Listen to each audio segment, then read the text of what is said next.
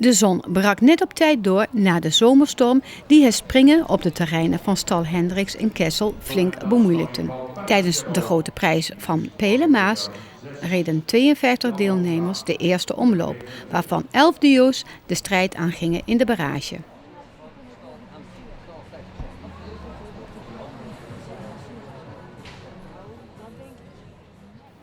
Amazone Sanne Thijssen won de grote prijs met haar merrie Ulena. Ik moet zeggen, het was toch een heel lastig parcours.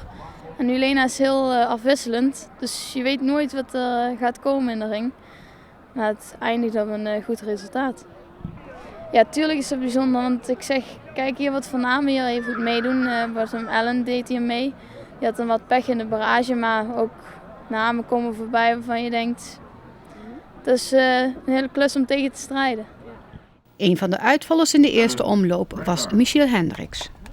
Ja, dat had beter moeten, want ik had eigenlijk liefst nog een keer gereden nou. Maar ja, helaas kreeg ik 1 springfout net in de grote prijs. Ja, ik had een beetje de pech dat de hindernis omwaaide, waardoor ik onderbroken werd in mijn parcours. Moest daardoor 2 minuten even wachten en weer opnieuw bij hindernis 7 starten. Ja, en dan ben je toch iets uit je ritme en concentratie misschien net iets weg. Daarna kreeg ik snel de springfout. Ja, het zat niet helemaal mee, jammer genoeg.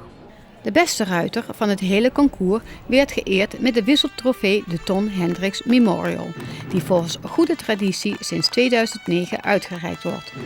Deze wisselprijs werd in het leven geroepen door de familie Stassen ter nagedachtenis aan de overleden vader van Paul en Emiel Hendricks. Dit jaar was de wisseltrofee voor de zeer constant presterende ruiter van stal Hendricks, Niels Knapen. Ja, verwacht niet natuurlijk, maar ik had er wel op gehoopt en ja, we doen er zeker ons best voor.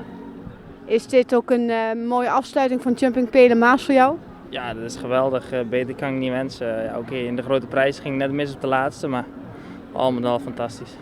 Ja, het zijn mooie parcours, het loopt eigenlijk makkelijk, maar ja, oké, de mensen willen heel snel rijden en dan komt er een soort spanning bij kijken en dan gebeuren er wel eens rare dingen. En ja, het is altijd moeilijk.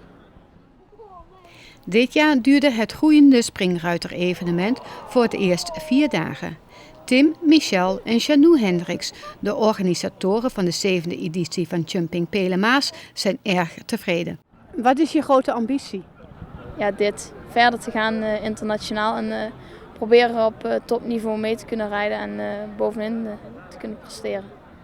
Op de deelnemerslijst prijkten ruiters van wereldklasse, zoals meervoudig Olympiër Jos Lansink en wereldkampioen Michael van der Vleuten.